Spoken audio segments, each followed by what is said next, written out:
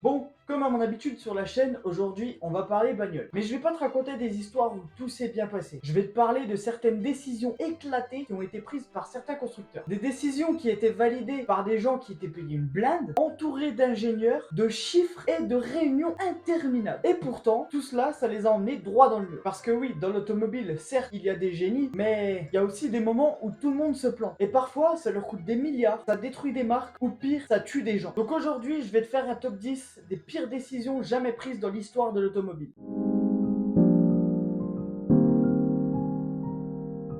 Commençons par un exemple concret. On est dans les années 70 et Ford cherche à produire un nouveau modèle. Une petite voiture pas chère, vite construite et pour concurrencer les japonais. C'est ainsi qu'apparaîtra la Ford Pinto. Malheureusement, puisqu'elle est dans ce top 10, tout ne va pas se passer comme prévu. Cette voiture a un problème majeur, son réservoir. Il est mal placé, trop à l'arrière de la voiture. Résultat, un choc arrière et la voiture peut prendre feu. Lors des tests, les ingénieurs s'en rendent compte. Et à ce moment-là, Ford fait un calcul. Mais littéralement, il compare le coût pour corriger et le coût des procès après accident. Et franchement, c'est n'importe quoi. Le verdict tombe et il décide de ne rien changer.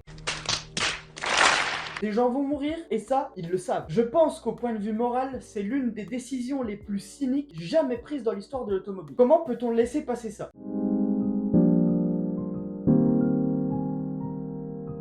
On est dans les années 90 et General Motors nous sort une voiture électrique. Elle se nomme EV1. À sa sortie, les gens l'adorent. Silencieuse, fiable, agréable. Malgré tout ça, il était impossible de l'acheter. Disponible uniquement à la location. Puis un jour, General Motors récupère toutes les voitures. Toutes. Et les détruit.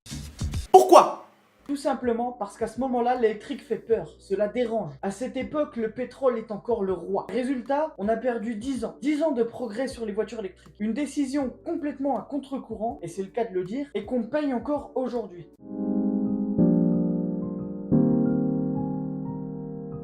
Alors là, c'est plus compliqué. Mazda croit au moteur rotatif, mais vraiment. C'est vrai que sur le papier, c'est génial, mais en vrai, beaucoup moins. Ça consomme trop, ça pollue, ça s'use vite, mais Mazda insiste encore et encore. Ils mettent énormément d'argent dedans, alors que le marché ne veut pas de ce moteur. Et dites-vous qu'avec toutes ces dépenses pour vouloir améliorer ce moteur, la marque a failli y passer. Alors oui, le moteur rotatif, en termes de performance, il peut encaisser un nombre de chevaux incalculable. Mais il faut reconnaître que s'acharner aussi longtemps, c'était une grave erreur.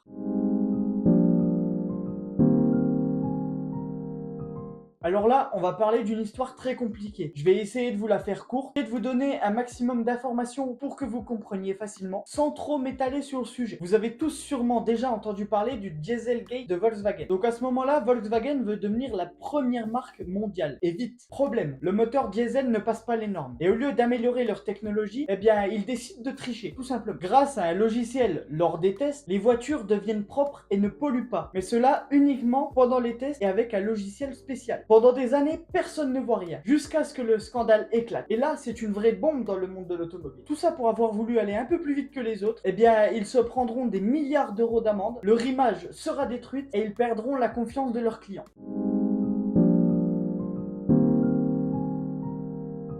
On est dans les années 2000 et Chrysler n'a qu'un objectif, réduire leurs coûts de production. Et pour cela, ils utiliseront des matériaux bas de gamme, leur fiabilité sera en chute libre et leurs clients mécontents. Alors oui, à court terme, ça peut marcher, mais sur le long terme, eh bien, ça détruit la marque. C'est typiquement le genre de décision où tu gagnes aujourd'hui, mais que tu perds demain.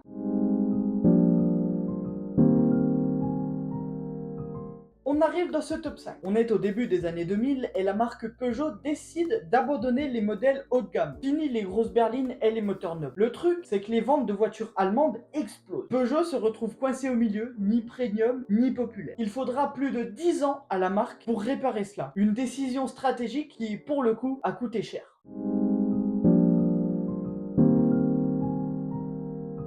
Renault ont sorti la Laguna 2 et elle devait être en avance sur tout le monde. Et malheureusement, si elle est ici, c'est que tout ne s'est pas passé comme prévu. La voiture comportait beaucoup trop d'électronique, pas assez fiable. Un résultat, panne en série, beaucoup de rappels et une mauvaise réputation durable. Malheureusement, Renault a voulu aller trop vite et le public ainsi que la marque l'ont payé. On entre dans ce top 3 des décisions jamais prises. Là, j'ai pas grand chose à vous raconter, ça va être très rapide et très efficace.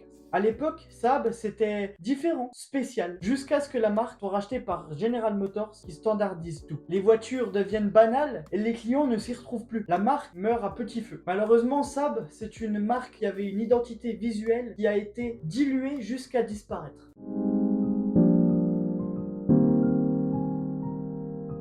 La marque Lancia est une légende, que ce soit en rallye, en innovation ou même dans la classe. Jusqu'à ce que Fiat, qui possède aussi Lancia, décide d'arrêter et de ne plus investir. Plus de nouveaux modèles, pas de vision. Malheureusement, la marque va presque totalement disparaître. Une décision vraiment incompréhensible lorsqu'on connaît l'histoire de Lancia.